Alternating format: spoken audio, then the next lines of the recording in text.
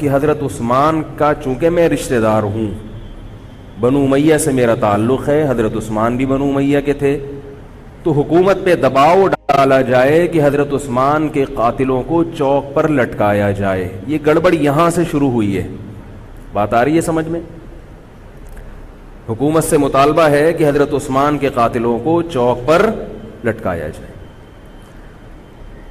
یہ مطلب نہیں تھا حضرت معاویہ کا کہ حکومت کا اہل میں ہوں، مجھے خلافت دی جائے، میں علی کو نہیں مانتا یا میں علی کو معاذ اللہ برا سمجھتا ہوں، ایسا نہیں تھا۔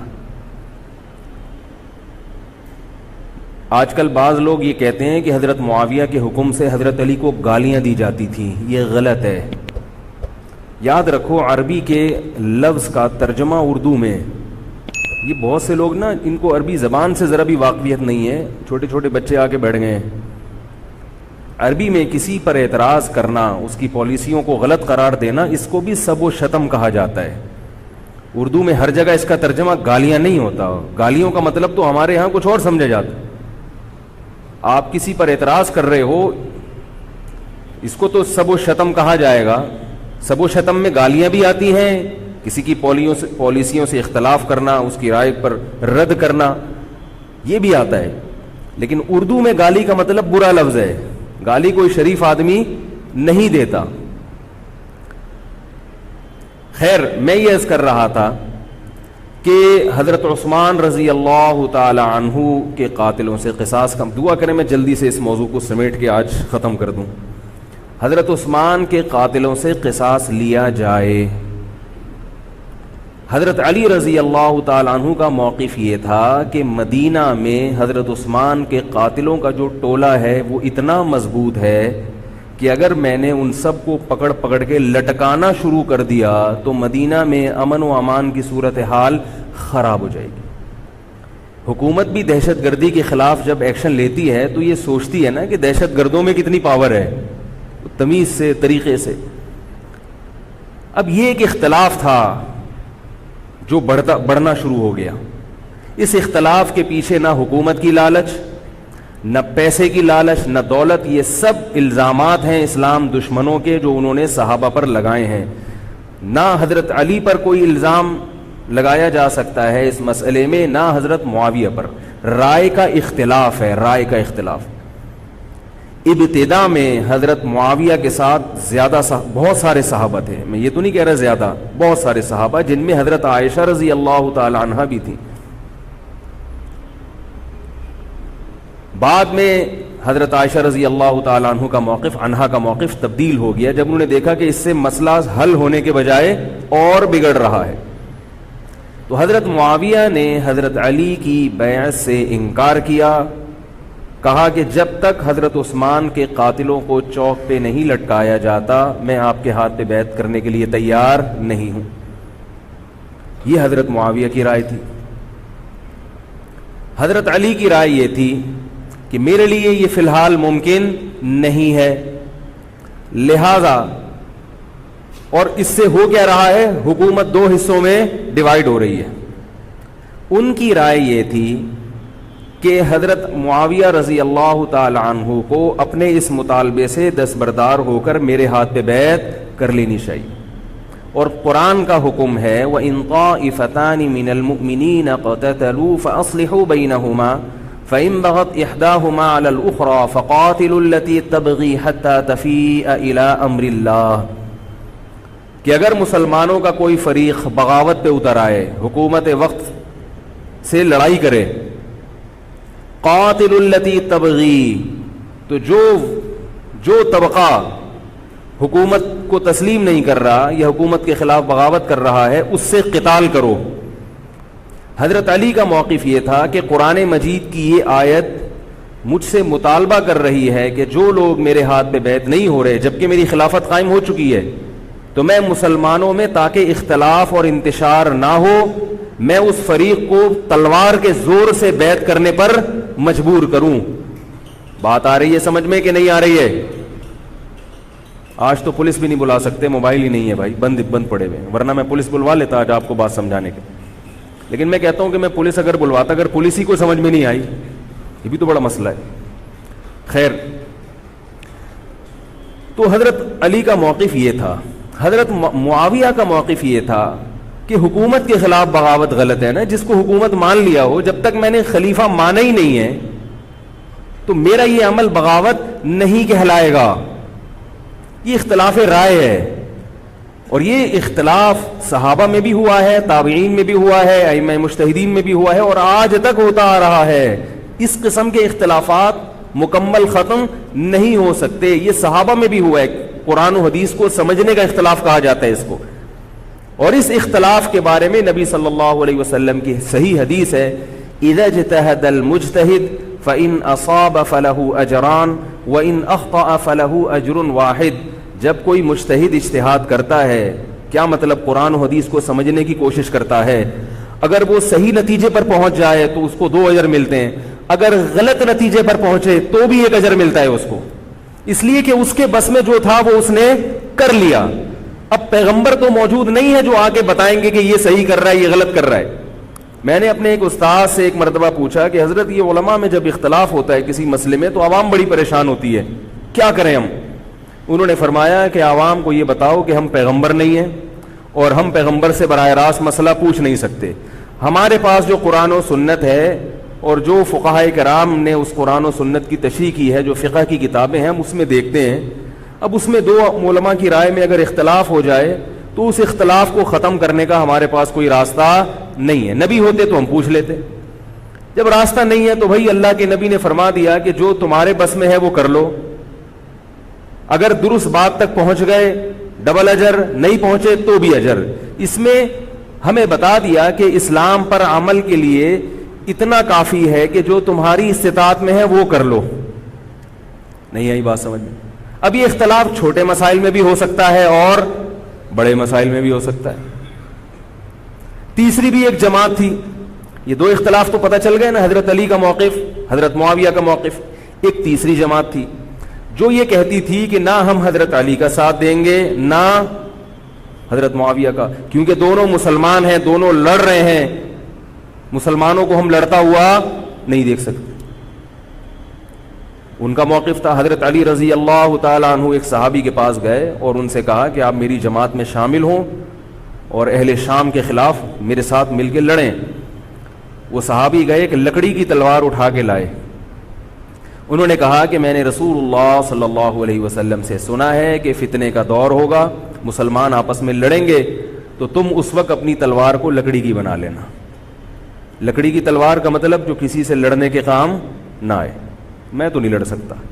اب حضرت علی نے یہ نہیں کہ اس پہ تلوار رکھ دی ہو کہ نہیں تو جائے گا, یا تو دائرہ اسلام سے خارج ہے,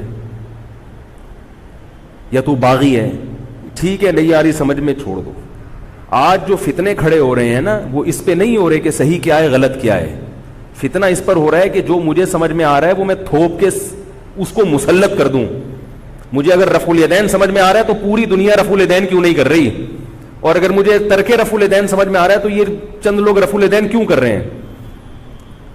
صحابہ کے دور میں رفع الیدین بھی ہوتا تھا اور ترک بھی ہوتا تھا, پھڈے نہیں ہوتے تھے. صحابہ کے دور میں زور سے آمین بھی تھی اور آہستہ آمین بھی تھی, جھگڑے نہیں تھے. صحابہ کے دور میں امام کے پیچھے فاتحہ پڑھنے والے بھی تھے اور امام کے پیچھے فاتحہ کو ناجائز اور حرام سمجھنے والے بھی تھے, مگر پھڈے بازی بولو بھائی نہیں تھی. تو حضرت علی رضی اللہ تعالیٰ عنہ نے ان صحابی کو مجبور نہیں کیا. حضرت علی کی فوج میں عمار ابن یاسر رضی اللہ تعالیٰ عنہ بھی تھے, زبیر ابن عوام, عبداللہ ابن زبیر رضی اللہ تعالیٰ عنہ, عبداللہ ابن زبیر ابن عوام.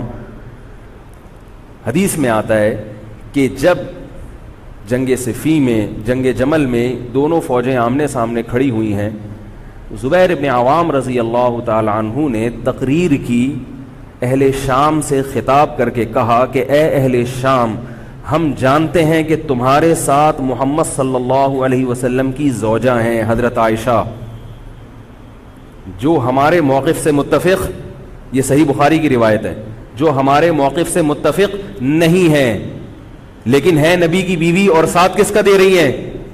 تمہارا. اب اعتدال دیکھیں صحابہ کی رائے میں.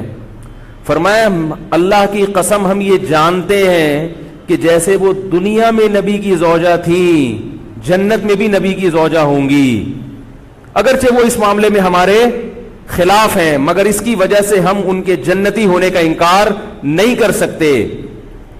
کیا مطلب؟ ان کی سمجھ میں جو آ رہا ہے وہ اس کے حساب سے کر رہی ہیں، لیکن ہماری سمجھ میں ان کی بات نہیں آ رہی۔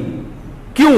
اس لیے فرمایا کہ ہم یہ دیکھ رہے ہیں کہ اللہ ہمیں نبی کی زوجہ عائشہ رضی اللہ تعالی عنہا کے ذریعے آزما رہا ہے کہ تم نبی کی زوجہ کو دیکھتے ہو یا قرآن کے حکم کو دیکھتے ہو۔ قرآن کہہ رہا ہے کہ خلیفہ کے خلاف بغاوت نہیں ہو سکتی، کائنم من کان، بغاوت کرنے والا کوئی بھی کیوں نہ ہو۔ تو نہ چاہتے ہوئے بھی ہم تمہارے خلاف آگے کھڑے ہوئے ہیں۔ خدا کی قسم اس آزمائش میں ہمیں کس نے ڈالا ہے؟ اللہ نے ڈالا ہے۔ وہ لوگ جو حضرت عائشہ رضی اللہ تعالی عنہا پر تہمتیں لگاتے ہیں، جو حضرت معاویہ کو برا بھلا کہتے ہیں، وہ لوگ حضرت علی اور ان کے ساتھیوں سے سبق کیوں نہیں سیکھ لیتے؟ ایک مرتبہ میرے پاس ایک سوال آیا، سوال کرنے والے نے حضرت معاویہ کی شان میں گستاخی کا پورا ایک باب باندھا ہوا تھا۔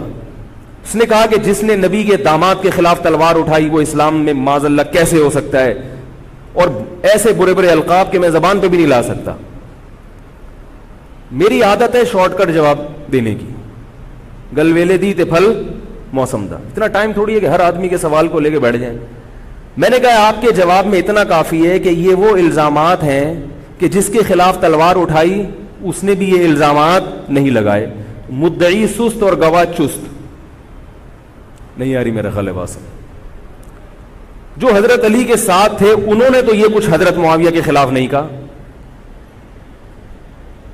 انہوں نے تو وہ تو پھر بھی جنتی مان رہے ہیں، ایک دوسرے کی نماز جنازہ میں شریک ہو رہے ہیں، مال غنیمت کو تقسیم نہیں کر رہے، ایک دوسرے کی عورت پہ ہاتھ نہیں اٹھا رہے، احترام کر رہے ہیں، ایک دوسرے کے پیچھے جنگ ختم ہونے کے بعد نمازیں پڑھی جا رہی ہیں۔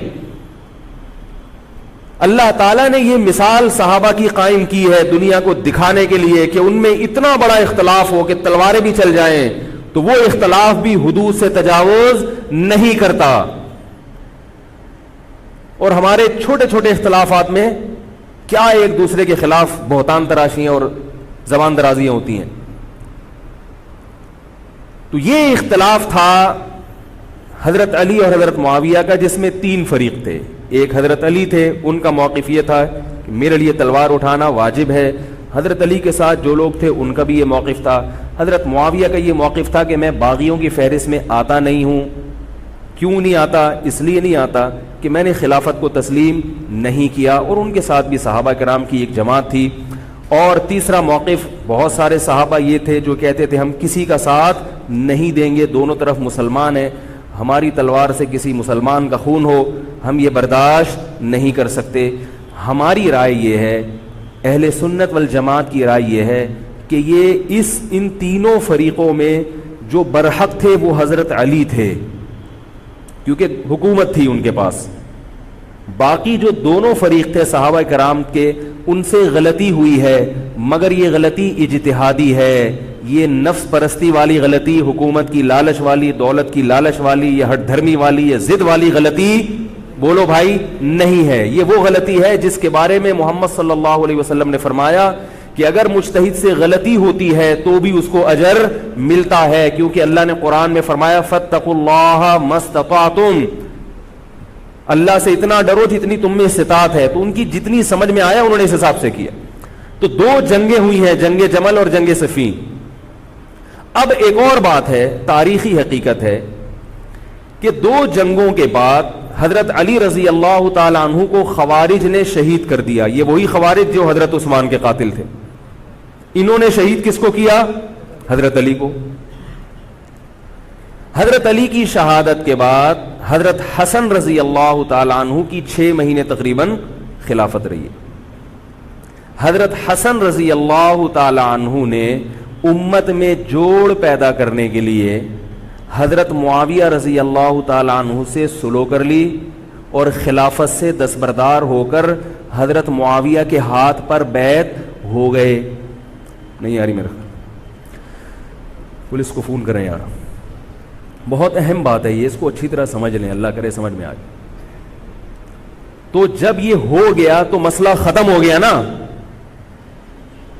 لوگوں نے حضرت حسن سے کہا, یہ میں بالکل مستند روایتیں پیش کر رہا ہوں, اس کے سب کے حوالے ہیں, اور بہت ایسا نہیں ہے کہ تاریخ کی کتابوں کے, یہ احادیث کی کتابوں کے سے پیش کر رہا ہوں. حدیث کا جو معیار ہے وہ تاریخی کتب سے بہت زیادہ ہوتا ہے.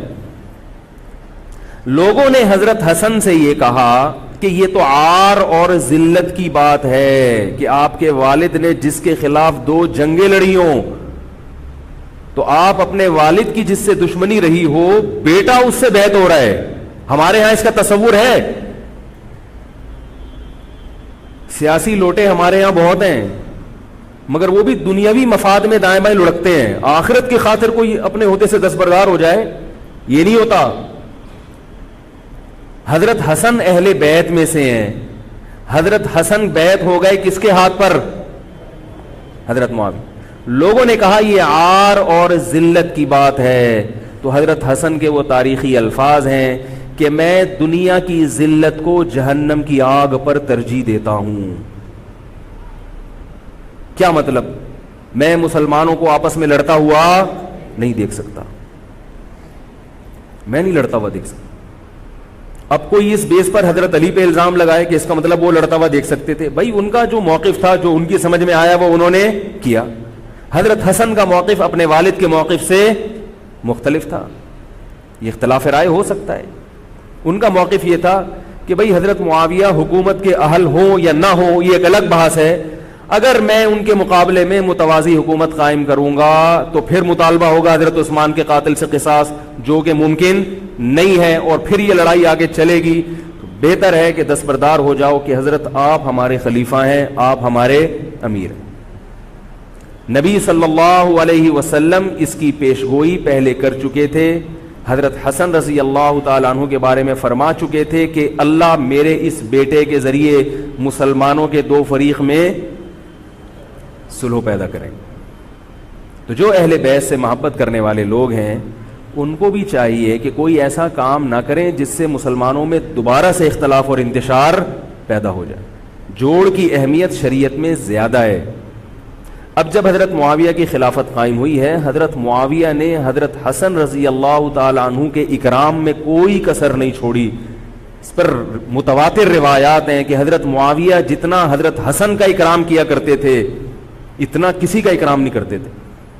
بہت زیادہ آپ کو عزت دی حضرت معاویہ رضی اللہ تعالیٰ عنہ نے. حضرت معاویہ کے بعد یزید کی خلافت قائم ہوئی ہے, حکومت قائم ہوئی ہے. حضرت معاویہ صحابی رسول تھے. بہت سارے صحابہ کو آپ کے طریقہ حکومت پر اعتراض تھا, کیونکہ بہرحال باقاعدہ سلیکشن نہیں ہوئی تھی. لیکن پھر بھی صحابہ کرام نے, جب حضرت حسن بیعت ہو گئے تو باقی کس کو اعتراض کا حق ہوگا بھائی.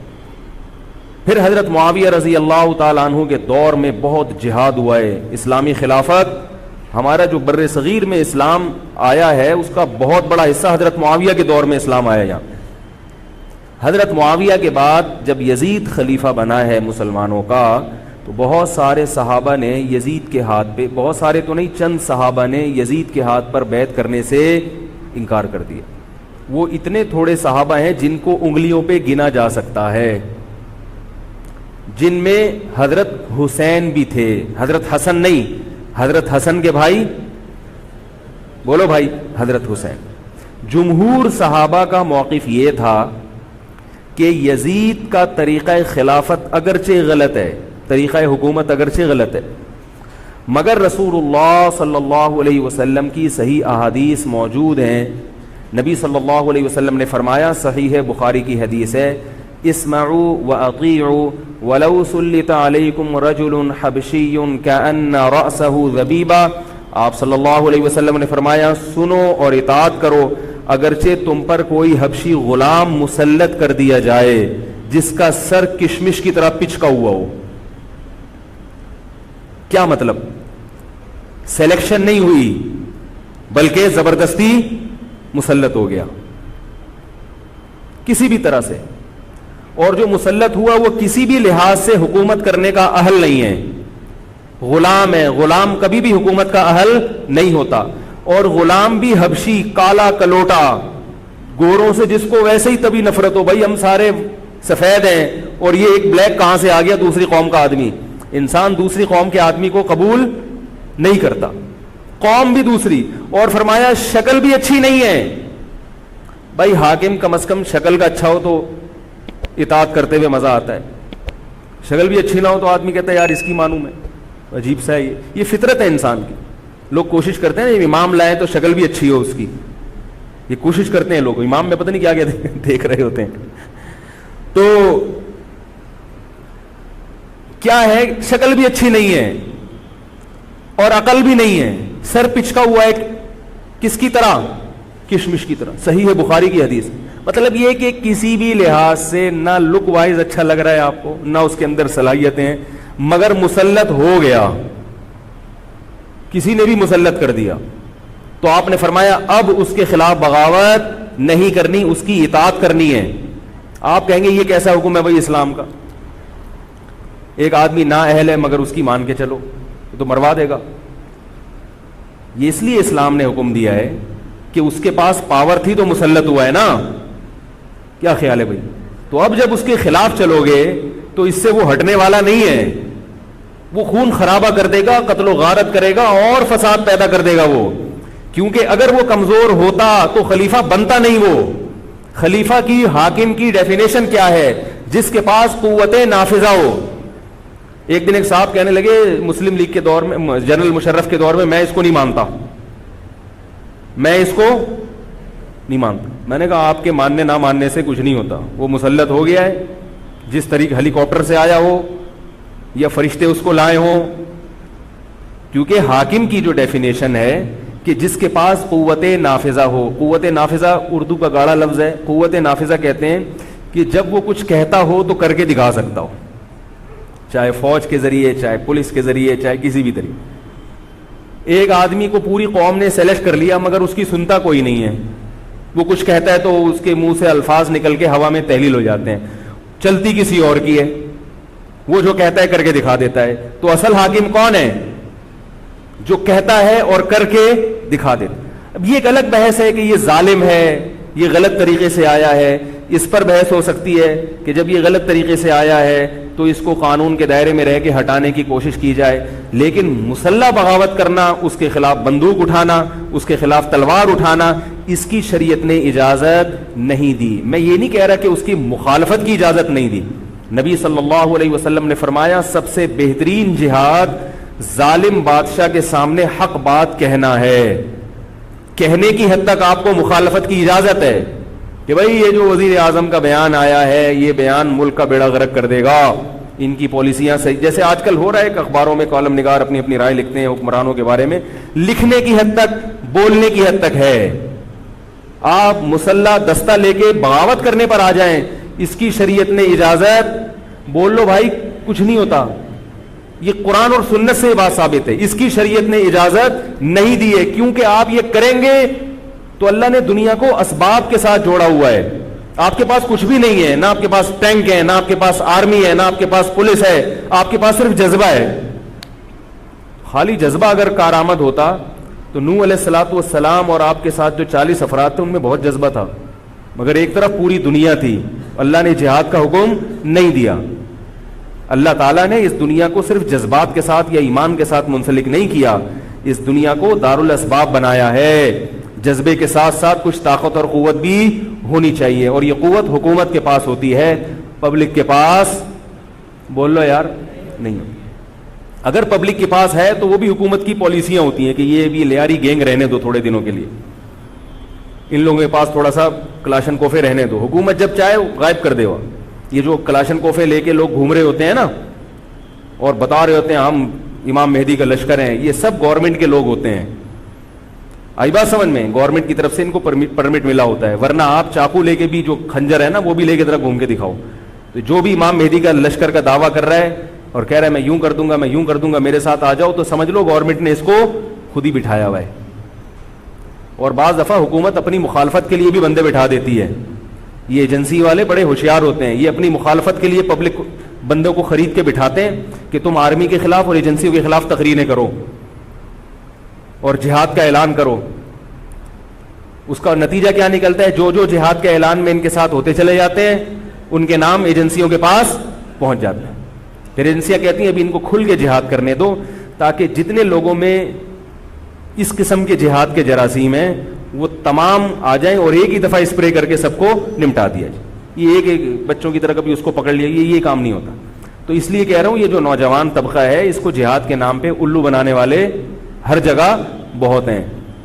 الو ضرور بنو مگر کسی اور عنوان سے بن جاؤ, جہاد کے نام پہ الو نہ بنو, کیونکہ کسی اور عنوان سے الو بنو گے اتنا نقصان نہیں ہوگا. اس عنوان سے الو بنو گے تو بڑا بیڑا غرق ہو جائے گا, جیسے کہ بہت سو کا بیچاروں کا ہو چکا ہے. تو میں یہ عرض کر رہا تھا کہ نبی صلی اللہ علیہ وسلم کی صحیح حدیث ہے, اسی طرح صحیح مسلم کی حدیث ہے, آپ صلی اللہ علیہ وسلم نے حاکم کی اطاعت کا حکم دیا.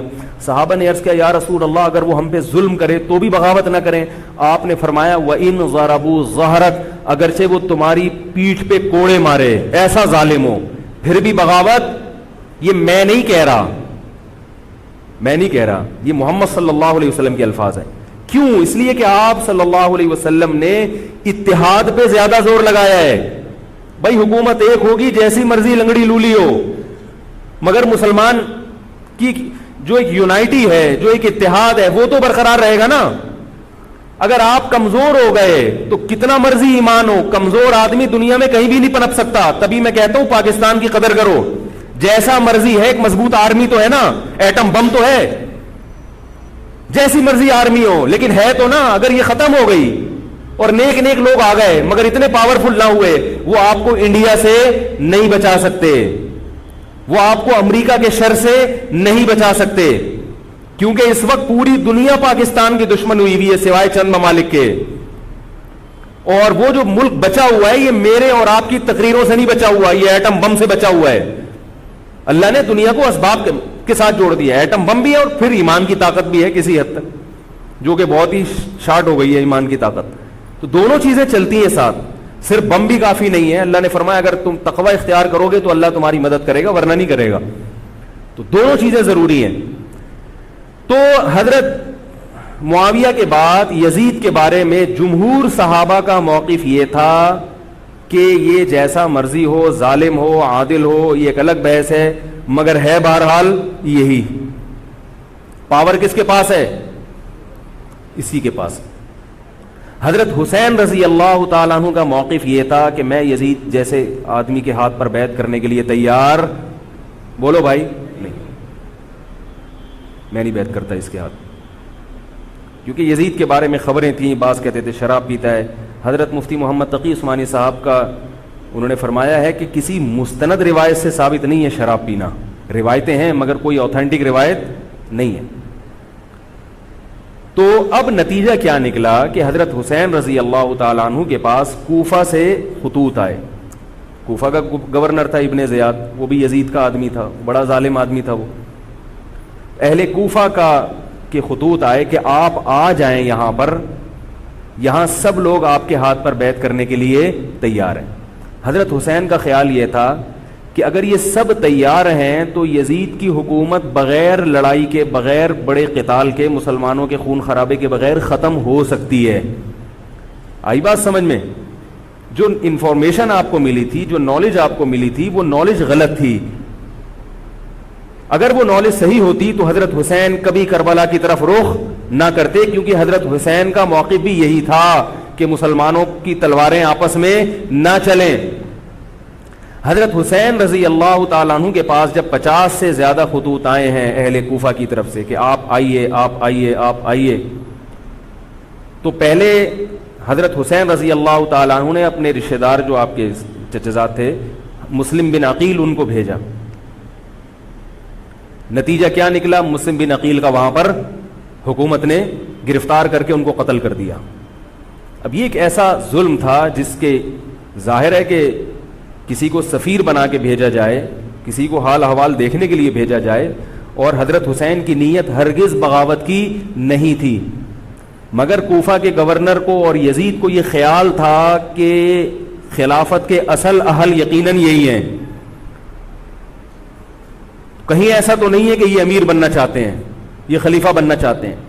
ایک خوف اس کے دل میں بیٹھ گیا تھا, ایک لاشعور میں خوف ہوتا ہے نا انسان کے دل میں بیٹھ جاتا ہے کہ آپ 100 دفعہ بھی کہیں بھی میری یہ نیت نہیں ہے, مگر وہ ڈر رہا ہوتا ہے کہ یار یہ کچھ کر نہ لیں. تو جب مسلم بن عقیل کو شہید کیا گیا، حضرت حسین رضی اللہ تعالی عنہ جا چکے تھے.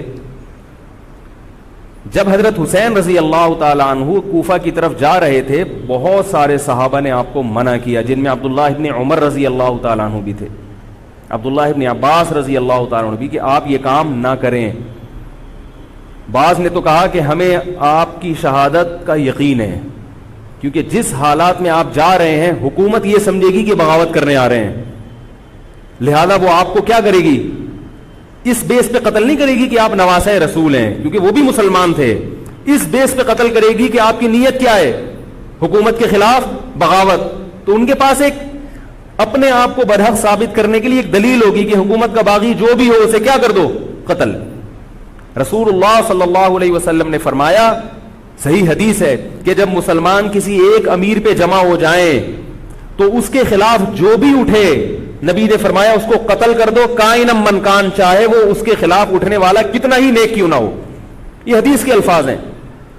حضرت حسین کا موقف یہ تھا کہ میں نے ابھی تک یزید کی خلافت اور حکومت کو تسلیم نہیں کیا، لہذا میں اس وعید میں داخل نہیں ہوں.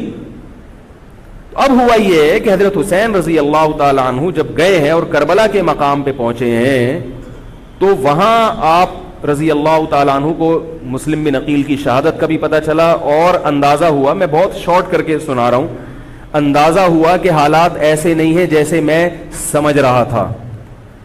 عبید اللہ جو ابن زیاد تھا بدبخت، اس نے حضرت حسین کو یہ کہا کہ بغیر کسی شرط کے حضرت حسین کو گرفتار کر کے لاؤ اور میرے ہاتھ پر بیعت کراؤ. یہ رسول اللہ صلی اللہ علیہ وسلم کے نواسے کی توہین تھی کہ آپ صلی اللہ علیہ وسلم کے نواسے ہیں اور ان کے ساتھ ایسے معاملہ کیا جائے جیسے ایک عام شخص کے ساتھ معاملہ کرتے ہیں. ان کو گرفتار کر کے معاذ اللہ گھسیٹ کے لاؤ اور میرے ہاتھ پر بیعت پر کیا کرو، ان کو مجبور کرو. حضرت حسین رضی اللہ تعالیٰ عنہ کا کربلا کے میدان میں موقف یہ تھا کہ میں اگر بیعت ہوں گا تو ڈائریکٹ یزید کے ہاتھ پہ بیعت ہوں گا جو مسلمانوں کا خلیفہ ہے، ابن زیاد کے ہاتھ پر بیعت نہیں ہوں گا. یہ بھی اس تاریخ کا ایک اہم پہلو ہے کہ حضرت حسین نے کوفہ جانے کا ارادہ ترک کر دیا اور کربلا سے شام جانے کا آپ رضی اللہ تعالیٰ عنہ نے ارادہ کر لیا. اور بعض مورخین نے لکھا ہے کہ حضرت حسین جو واپس آ رہے تھے تو وہ کربلا سے گزر رہے تھے، وہ واپسی کا راستہ ہی شام کا راستہ ہے. نہیں یاری بات میرا خیال ہے سمجھ، وہ جس ٹریک پر چل رہے تھے وہ راستہ کون سا ہے، وہ شام کو جاتا ہے. یہ اس کی علامت ہے کہ آپ یزید سے ملاقات کے لیے، مذاکرات کے لیے تیار، بولو بھائی، ہو چکے تھے کہ میں خود براہ راست یزید سے مل کے حال احوال دیکھتا ہوں، اگر مجھے سمجھ میں آئے تو میں اس کے ہاتھ میں بیعت ہو جاؤں گا. حضرت حسین رضی اللہ تعالی عنہ کا مقصد حکومت کے خلاف تلوار اٹھانا، بولو بھائی، نہیں تھا، ورنہ وہ اس کے لیے تیار نہ ہوتے. مگر جو ابن زیاد تھا اس نے حضرت حسین رضی اللہ تعالی عنہ اور آپ کے ساتھ جتنے اہل بیت تھے ان پر ظلم یہ کیا اس بدبخت نے کہ اس نے انہیں شام جانے کا راستہ نہیں دیا اور اس میں اپنی توہین محسوس کی کہ میرے ہاتھ پر بیعت کیوں نہیں ہو رہے، اور لشکر بھیجا جس لشکر نے چاروں طرف سے حضرت حسین رضی اللہ تعالیٰ عنہ کو گھیرا. حضرت حسین نے کہا کہ میں عزت کی جو موت ہے اس کو ذلت کی زندگی پر ترجیح دیتا ہوں. کوئی بھی غیرت مند ہوتا تو اس وقت یہی کرتا کہ بھئی جب میں اپنے دعوے سے بھی دستبردار ہو گیا اور میں شام جانے کے لیے بھی تیار ہو گیا، اب میرا راستہ روکنے کی کیا حقیقت ہے. اللہ تعالی کوفہ کے گورنر کے ذریعے حضرت حسین کا قتل کروانا چاہتے تھے تاکہ اس کی بدبختی ساری دنیا کے سامنے ظاہر ہو جائے. اگر حضرت حسین پھر بھی تلوار چلاتے، پھر بھی لڑتے، تو حضرت حسین پر یہ الزام لگایا جا سکتا تھا کہ معاذ اللہ آپ باغیوں میں ہیں. تو اللہ تعالیٰ نے اپنے نبی کے نواسے کو اس الزام سے محفوظ رکھا اور آپ نے لڑائی کا ارادہ ترک کر دیا. حضرت حسین نے کربلا کے میدان میں جو لڑائی لڑی ہے وہ اقدامی لڑائی نہیں تھی، وہ دفاعی لڑائی تھی. دیکھو جب حکومت آپ کو گھیر لے چاروں طرف سے، آپ کہیں ٹھیک ہے بھائی میں لڑائی سے دستبردار ہوتا ہوں، مجھے میرے گھر جانے دو. حضرت حسین کا ایک مطالبہ یہ بھی تھا کہ یا تو مجھے واپس جانے دو مدینہ، میں جہاں سے آیا ہوں وہیں جا رہا ہوں واپس، مکہ جانے دو یا مدینہ جانے دو. ان کا ایک مطالبہ تھا کہ نہیں، ان کو گرفتار کر کے لاؤ اور زبردستی ہمارے ہاتھ پر بیعت کراؤ. یہ ظلم تھا. نتیجہ کیا نکلا ہے کہ کربلا کے میدان میں آپ کو گھیر کر آپ کو بھی شہید کر دیا گیا، اور جتنے اہل بیت تھے مرد سوائے امام زین العابدین کے جو حضرت حسین رضی اللہ حضرت حسن کے بیٹے تھے، ان کے علاوہ جتنے بھی اہل بیت تھے ان سب کو قتل کر دیا گیا.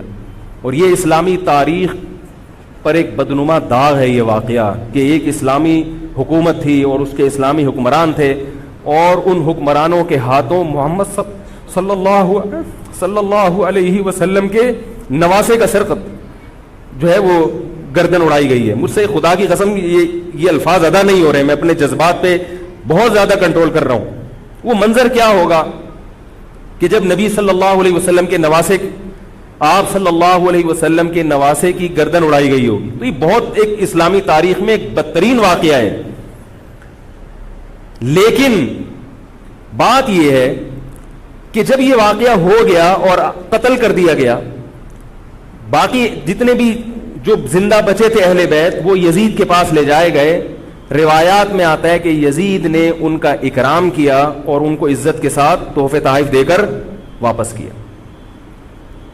یہ جو کربلا کے واقعات میں جو ظلم کی داستانیں اضافی بیان کی جاتی ہیں، اس کا مستند تاریخی روایات سے کوئی ثبوت بولو بھائی نہیں ملتا. اب لوگوں نے اپنی دکانیں چمکا لی ہیں، پانی نہیں تھا، کئی دنوں سے کھانا نہیں ملا.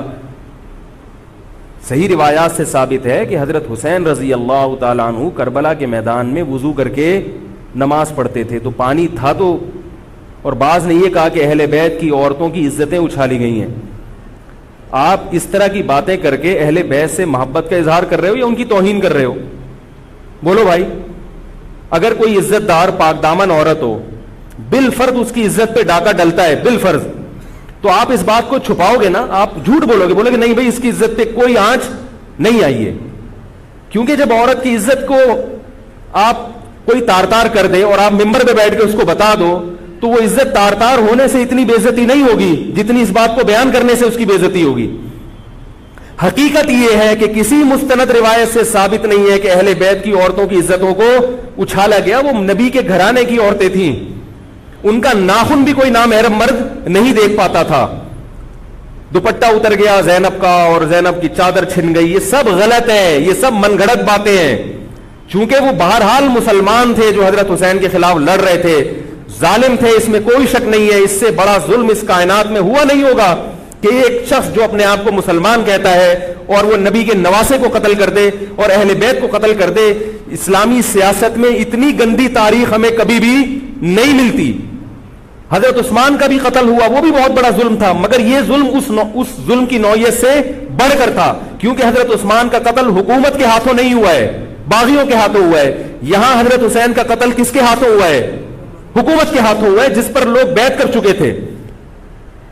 تو یہ اسلامی تاریخ میں ایک بہت بڑا بدنما داغ ہے، مگر اس کو بیان جس انداز سے کیا جاتا ہے اور جتنے قصے کہانیاں من گھڑت سنائے جاتے ہیں ان کا حقیقت سے تعلق نہیں ہے. ہماری نظر میں چاہے پانی بند کیا ہو یا نہیں کیا ہو، کھانا ملا ہو یا نہیں ملا ہو، ہماری نظر میں حضرت حسین رضی اللہ تعالی عنہ کا سر قلم کر دینا ہی کائنات کا بدترین ظلم ہے. یہی ایسا ظلم ہے کہ جس پر جتنا غم کیا جائے کم ہے. غم منایا نہیں، غم کیا جائے. منانا الگ چیز ہے، غمزدہ ہونا الگ چیز ہے. لیکن جو آگے اس میں تڑکا لگایا جاتا ہے اس کا حقائق سے تعلق بولو بھائی نہیں ہے. یہ دکانیں ہیں جو چمکائی، اس میں سب برابر ہیں، شیعہ بھی سنی بھی. بہت سارے سنی علماء بھی کربلا کے واقعے کو بہت ہی بھیانک انداز سے بیان کرتے ہیں. اور مقصد کیا ہوتا ہے؟ پبلک کو رلانا. ایک رونا وہ ہوتا ہے جو خود سے آئے اور ایک رونا ہوتا ہے باقاعدہ آپ کو آرڈر پہ رونے کے لیے اور رلانے کے لیے بلایا جائے. وہ رمضان میں نے بتایا تھا نا کہ میں نے ختم قرآن پہ دعا کی تو مجھے رونا آ گیا، بہت زیادہ رونا آیا. اگلے دن ایک صاحب کہنے لگے مولوی صاحب آج بھی ایسی ایک دعا ہو جائے. میں نے کہا میں آرڈر پہ نہیں روتا، میں آرڈر پہ نہیں روتا. اب تو آ بھی رہا ہوگا تو نہیں آئے گا. نہ انسان کسی کے مشورے سے ہنس سکتا ہے اور نہ انسان کسی کے مشورے سے رو. اگر آپ کسی کے مشورے پہ رو رہے ہیں اس کا مطلب ڈرامے بازی. آپ کو فلم کا ایکٹر ہونا چاہیے، آپ کو ڈرامے جوائن کرنے چاہیے, وہاں آپ اچھے چل سکتے ہیں. جیسے کہ ہمارے ایک مشہور اسکالر ہیں, ان کے بارے میں لوگ یہ کہتے ہیں ان کو فلموں میں ہونا چاہیے تھا, پتہ نہیں یہ جیو پہ کیوں آ رہے ہیں. وہ آرڈر پہ روتے بھی ہیں, آرڈر پہ. اب چونکہ یوٹیوب کا دور ہے, میں پہلے جو کربلا کے واقعات جو لوگ بیان کرتے ہیں ان کی تقریریں نہیں سنتا تھا.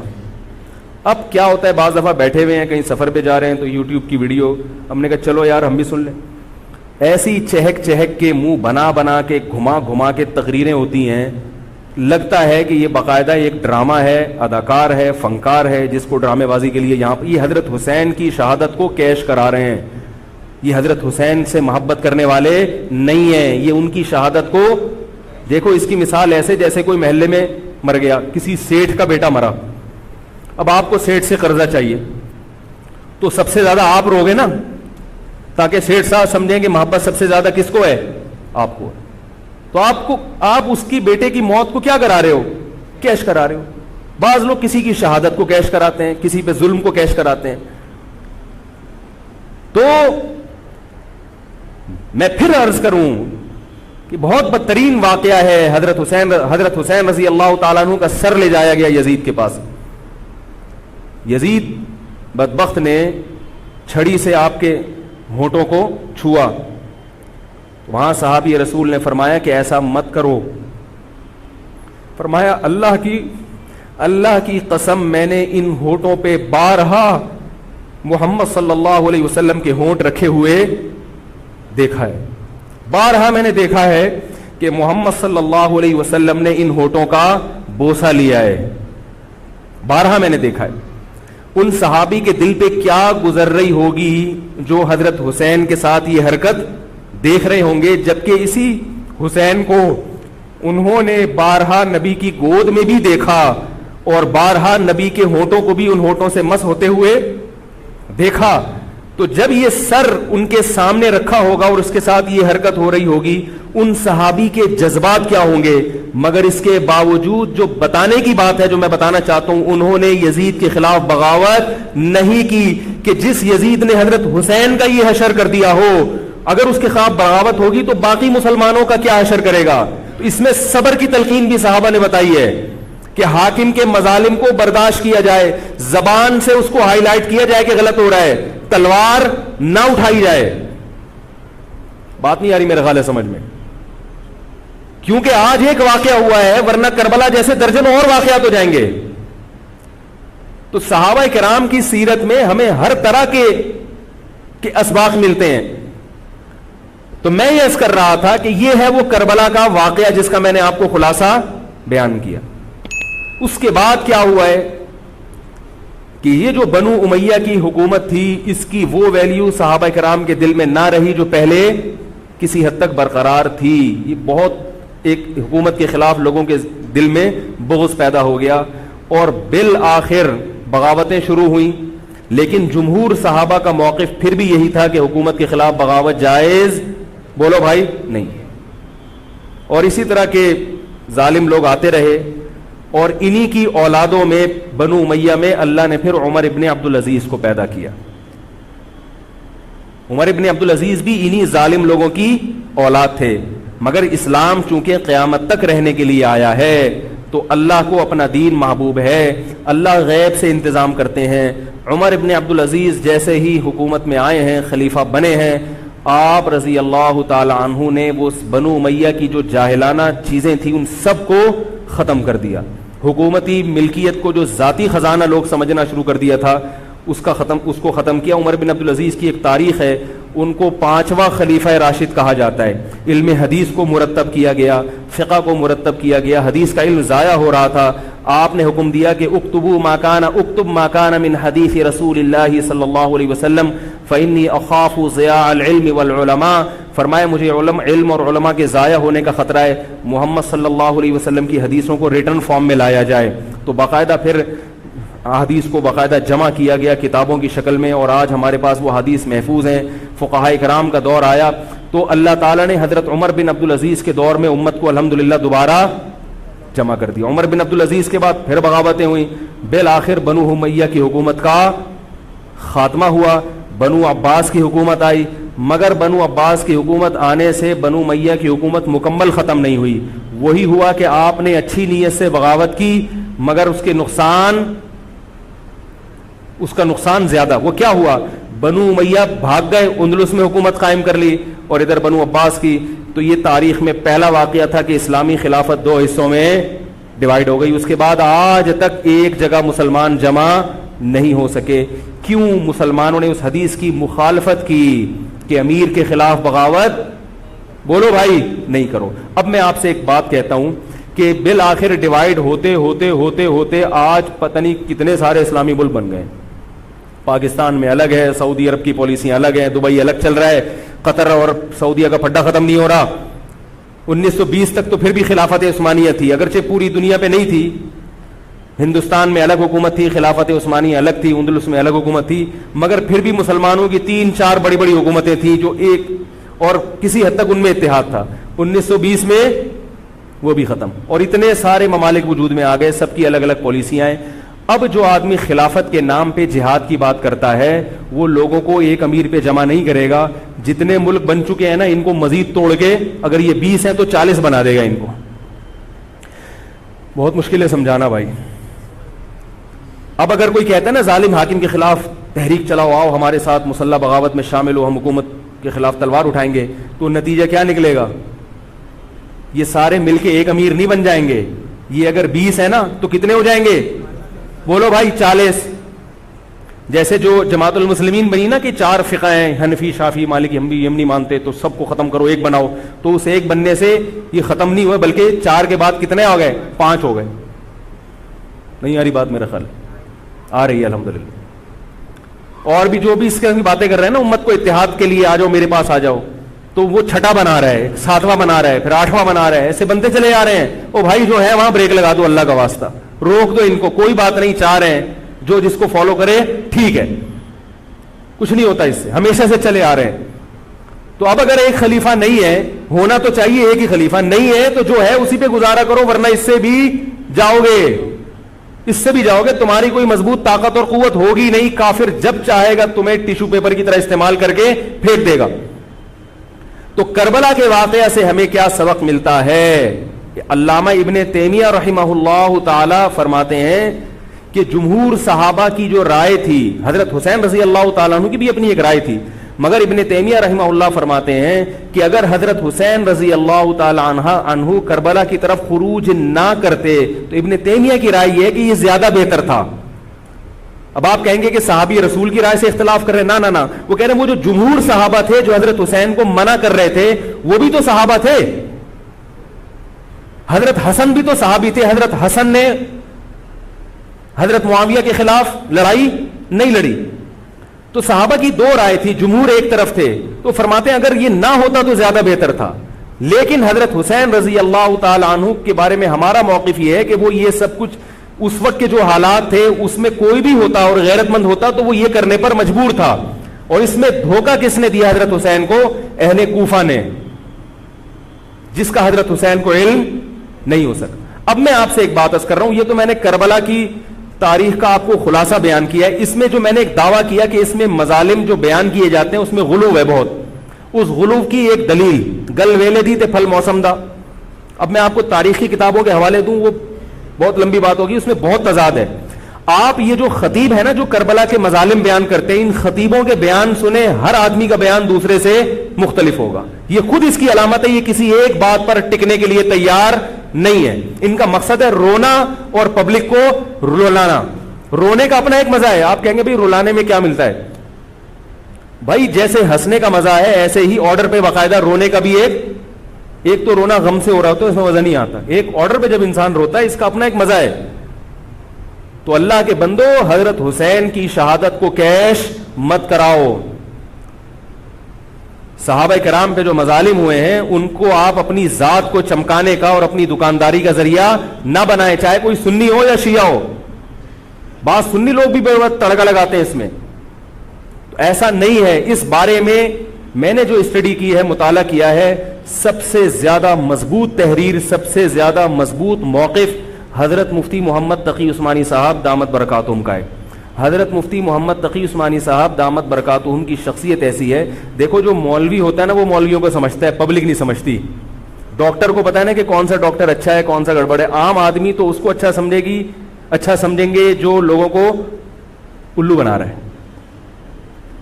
پبلک کو نہیں پتا ہوتا کہ کس میں کتنا دم ہے.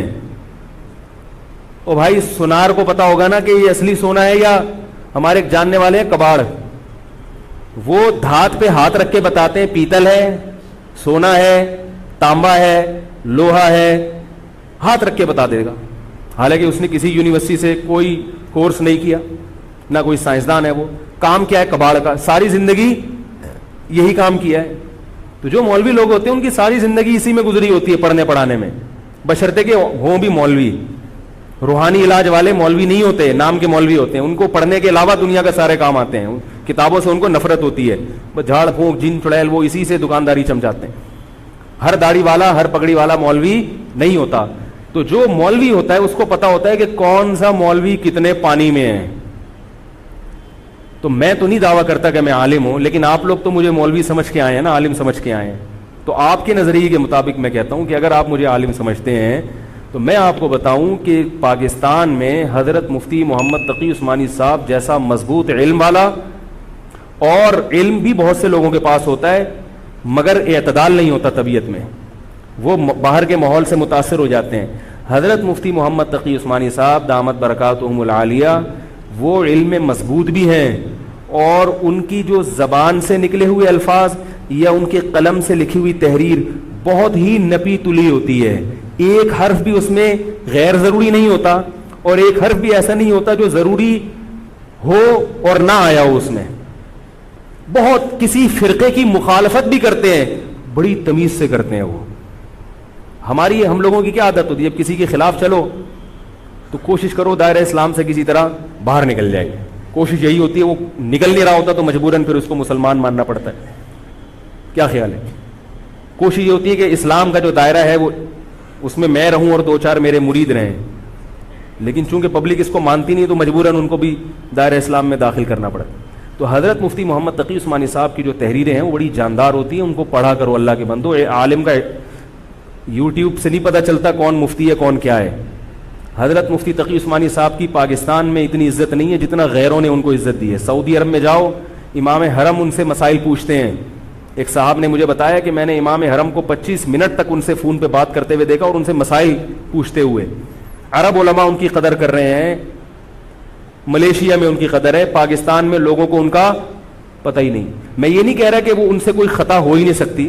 تکافل کے معاملے میں حضرت مفتی محمد تقی عثمانی صاحب کی جو رائے ہے, تو میں تو بہت ہی چھوٹا آدمی ہوں, میں یہ نہیں کہہ سکتا, لیکن جن علماء کی رائے ان کے خلاف ہے میرا موقف بھی وہی ہے. میں تکافل کے معاملے میں حضرت مفتی تقی عثمانی صاحب کی رائے کو ہم لوگ صحیح نہیں سمجھتے, لیکن بہرحال اجتہادی اختلاف ہے, یہ نہیں کہ وہ غلط ہیں. تو ہماری رائے ہے کہ اس معاملے میں حضرت سے اجتہادی غلطی ہوئی ہے, میری نہیں, میں تو بہت چھوٹا آدمی ہوں ان کے مقابلے میں, لیکن ہمارے بڑوں کی رائے ہے.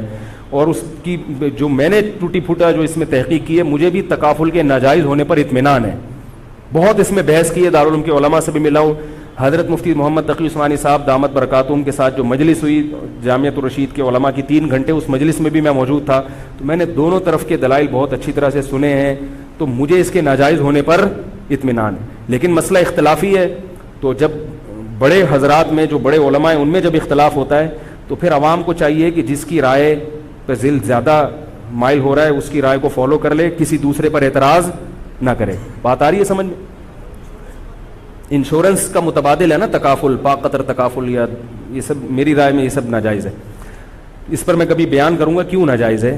تو بیان تو نہیں کرنا چاہیے, ان اختلافی مسائل کو ممبر پہ نہیں لانا چاہیے, لیکن یہ کہ اب ہر عالم تک اپنی بات پہنچانا بڑا مشکل ہے. تو میں چاہتا ہوں ایک بیان ایسا ہو تاکہ علماء تک بات پہنچ جائے, پھر علماء جب دونوں طرف کے دلائل رکھ کے فیصلہ کر لیں گے جس عالم کی جو رائے بنے, تاکہ دوسرا پہلو سامنے آ جائے.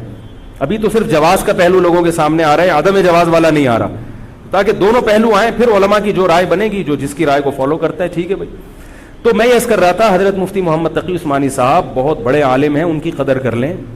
ان کی تحریریں بڑی معتدل ہوتی ہیں اور ان کی رائے بہت ہی معتدل ہوتی ہے اور بہت مدلل ہوتی ہے. تو کربلا کے بارے میں, یزید کے بارے میں جو حضرت مفتی محمد تقی عثمانی صاحب کی رائے ہے وہ وہی ہے جو میں نے آپ کے سامنے بیان کی ہے. بات آ رہی ہے؟ نہیں آ رہی میرا خیال ہے. تو میں یہ نہیں کہہ رہا کہ میں نے ان کی تقلید میں یہ سب بیان کیا ہے, بلکہ جو مطالعہ کیا تو اس کے بعد ان کی رائے بہت زیادہ جاندار لگی ہے. اور یہ جو میں عرض کر رہا ہوں نا کہ یہ جو کربلا کے واقعات بیان کیے جاتے ہیں, ہر خطیب کا بیان دوسرے خطیب سے مختلف ہے. یہ خود اس کی علامت ہے کہ دال میں کچھ کالا کالا ہے. یہ ایک جگہ ٹکتے کیوں نہیں ہیں, ٹکتے کیوں نہیں ہیں. تو اب میں ایک بات عرض کروں. اسی طرح یزید کے بارے میں لوگ سوال پوچھتے ہیں, یزید کیا؟ تو یزید کے بارے میں بھی دونوں طرف ہماری رائے کے حساب سے غلو ہے. یزید کے دور میں حضرت حسین کا قتل یقیناً ہوا ہے, مگر کسی ایک مستند روایت سے یہ ثابت نہیں کہ یزید نے حکم دیا تھا حضرت حسین کو قتل کرنے کا. یہ کہیں بھی روایت میں ثابت نہیں آ رہی میرا خیال ہے. کوفہ کے گورنر کے حکم سے قتل ضرور ہوا ہے, لیکن کیا یزید نے اس کا آرڈر دیا تھا؟ اس کا کسی مستند روایت میں ثبوت بولو بھائی نہیں ملتا. لیکن اس بنیاد پہ یزید کو رحمت اللہ علیہ کہنا یہ بھی غلط ہے. ٹھیک ہے, یزید کے بارے میں کسی مستند روایت سے نہیں ملتا کہ اس نے قتل کا حکم دیا تھا یا قتل کروایا تھا, لیکن قتل ہونے کے بعد یزید نے اس گورنر کے خلاف ایکشن نہیں لیا. حضرت عثمان کے قاتلوں کے بارے میں تو یہ تھا کہ ان کو لٹکایا جائے, حضرت حسین کے قاتلوں کو کیوں نہیں لٹکایا؟ نہیں یاری بات سمجھ. تو یہ جرم بھی ہے کہ حکومت, ممکن ہے یزید کہہ سکتا ہو کہ میرے بس میں نہیں ہے, کہہ سکتا ہو کہ میرے بس میں نہیں ہے. تو بھائی آپ کے بس میں اگر نہیں ہے تو حضرت علی کے بس میں بھی نہیں تھا حضرت عثمان کے قاتلوں سے قصاص لینا. تو اس لیے یزید کو بالکل معصوم قرار دینا یہ بھی غلط ہے. وہ مجرم تھا, لیکن اس کو اتنا لعنتی قرار دے دینا کہ گویا حضرت حسین کو اس نے قتل کرایا تھا, اس کا بھی کسی تاریخی مستند روایت سے ثبوت نہیں ملتا. لہذا صحیح بات یہ ہے کہ نہ لعنت اللہ علیہ کہو نہ رحمت اللہ علیہ کہو. خام خواہ میں فضول چیزوں میں پڑھنے کی بولو بھائی ضرورت کیا ہے؟ قیامت کے دن آپ سے یزید کے بارے میں سوال, میرے سے کسی نے پوچھا کہ یزید کے بارے میں آپ کیا کہتے ہیں. میں نے کہا آپ کو جاپان کے جو بھی صدر ہے اس کے بارے میں پتہ ہے, چائنا کے بارے میں پتہ ہے؟ وہ کہہ رہے وہ تو کافر ہیں. میں نے کہا چلو مسلمانوں کے, علامہ اقبال کے بارے میں پوری رپورٹ ہے آپ کے پاس. تاریخ میں لاکھوں شخصیات ایسی ہیں جن کے بارے میں آپ کو نہیں پتا. تو یزید کے بارے میں بھی اگر نہیں پتا ہو تو میرا خیال ہے کوئی پریشان ہونے کی ضرورت نہیں ہے. تو یہ کربلا ایک واقعہ تھا, ایک اسلامی تاریخ میں ایک بدترین واقعہ رونما ہوا اور یہ واقعہ ختم ہو گیا. ہمیں جو قرآن اور سنت نے جس بات کا حکم دیا ہے ہمیں وہ کرنا ہے. بات آ رہی ہے سمجھ میں؟ ہمیں کیا کہا ہے؟ نماز قائم کرنی ہے, اسلام کے 5 ارکان ہیں. کربلا کا واقعہ دنیا میں وجود میں آتا تو بھی 5 نمازیں پڑھنی تھیں, وجود میں نہیں آتا تو بھی 5 نمازیں پڑھنی. باقی حضرت حسین کی شہادت اس لیے بھی ہوئی ہے کہ اللہ کے نبی نے ان کو شہید قرار دے دیا تھا. تو اللہ تعالیٰ نے آپ کو اس منصب تک پہنچانا تھا جس منصب کی گواہی محمد صلی اللہ علیہ وسلم دے چکے. بعض دفعہ کوئی مقصد نہیں ہوتا, ایک مقصد ہوتا ہے کسی کو اونچے درجے تک پہنچانا. غزوہ احد میں 70 صحابہ شہید ہوئے, اللہ نے اس کی حکمت یہ بھی بیان کی وَيَتَّخِذَ مِنْكُمْ شُهَدَاءَ, اللہ تم میں سے بہت سو کو شہادت کے درجے پر فائز کرنا چاہتا. تو حکومت تھی, حضرت حسین رضی اللہ تعالیٰ عنہ کو اللہ تعالیٰ نے شہادت کے مرتبے پر پہنچایا اور ظالم حکمرانوں کے مرتبے کو گھٹانا تھا. تو یہ کام ہو چکا. اب ہمیں کیا کرنا ہے؟ ہمیں جو قرآن اور سنت ہے اس کو فالو کرنا ہے.